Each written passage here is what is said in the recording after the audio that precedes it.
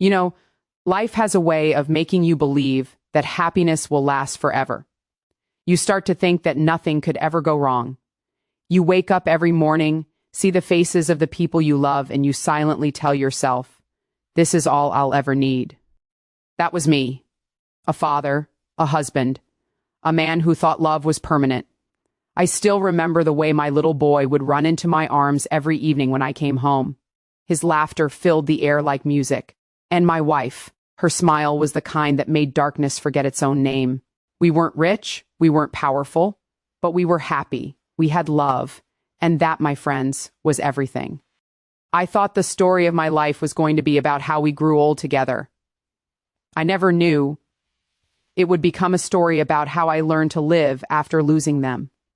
It was an ordinary day, the kind of day you don't expect anything to happen. My wife and son were going to visit her mother. It was raining. I told her to drive safe, and she smiled, said, "Don't worry, we'll be fine." That was the last time I saw her smile. A few hours later, my phone rang. A strange voice, trembling, said words I'll never forget. "Sir, there's been an accident." I dropped everything. The world around me disappeared. I ran through hospital halls, my heart pounding so hard I thought it would stop before I got there. And when I did, I saw them. My wife, my beautiful Sarah, lying still. My little boy beside her, his small hand still clutching the toy car I gave him that morning. I wanted to scream, but no sound came out. That's the moment my world ended. Not just in a poetic way, truly, completely ended. People think the hardest part is the moment they die. It's not. The hardest part is the morning after, when the sun rises and you realize the world is still moving, but yours isn't. I woke up in an empty house. The bed felt too big, the air too quiet. I could still smell her perfume in the hallway. I could still hear my son's voice echoing through the rooms. But when I turned, there was nothing. I stopped eating. I stopped talking. I stopped living. Friends tried to help, but how do you explain to someone what it feels like to lose your heartbeat while still being alive? Every photo, every toy, every corner of that house became a knife. I'd sit in the dark for hours, talking to them like they could hear me. Sometimes I even believed they did.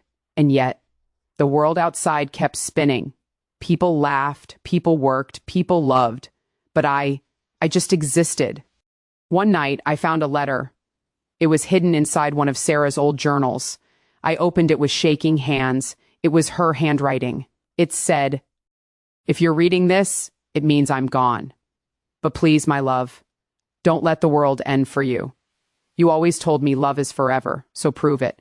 Love me by living. Love me by helping someone else smile again. Love me by surviving." Those words broke me all over again. But they also did something else. They woke me up for months. I had been sitting inside a grave I built for myself. But her words, her love, reminded me that love doesn't stop when breathing does. It lives on if you let it. That night, I cried harder than I ever had before. Not from pain, but from realization. Love never dies. It just changes where it lives. I started walking again. Not away from them, but toward life. It wasn't easy. Every step felt heavy. Every smile felt fake. But I kept moving. I began volunteering at a children's hospital.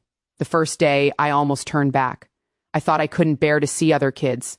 But then a little boy grabbed my hand and said, "Can you tell me a story, mister?" His voice sounded like my son's. I told him a story about a brave little boy who loved cars, my son's favorite. When he laughed, I felt something shift inside me. It wasn't joy exactly, but it was life. Day by day, I began to understand. Love doesn't ask you to forget. It asks you to carry. You don't move on from the people you love. You move forward with them inside you. Their voice, their lessons, their love, they stay. They become the invisible strength behind every step you take. And that's what hope is. Not pretending the pain is gone, but believing that pain can still create light. Today, I stand here, not as a man who has it all together, but as a man who has been broken, rebuilt, and broken again, and still chooses to love. I've learned that grief is love with nowhere to go. So, I give it somewhere to go. Every time I help someone smile, I feel them smile through me. Every time I comfort a child, I feel my son's small hand in mine again. Every time I see the sunset, I whisper her name, and I swear the wind whispers it back. People often ask me, "How did you survive?" And I tell them the truth. I didn't. The man I was before died with them. But what rose from that pain was someone new. Someone who learned that love is stronger than death. Because love never dies. It doesn't vanish when hearts stop beating. It doesn't fade when people are gone. It lives in the stories we tell, in the kindness we give, in the courage we show to live again. So if you've lost someone, if your heart feels too heavy to carry, listen to me.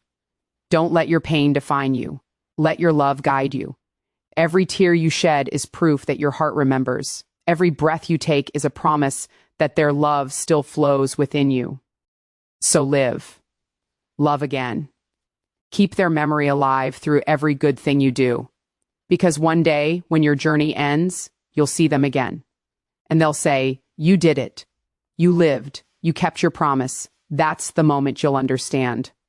Love never dies. Thank you for listening to a father who lost everything and still found hope again. Because in the end, love is the only thing that survives us all. If you liked our video, then don't forget to like and subscribe, and comment below if you want us to make another sad story.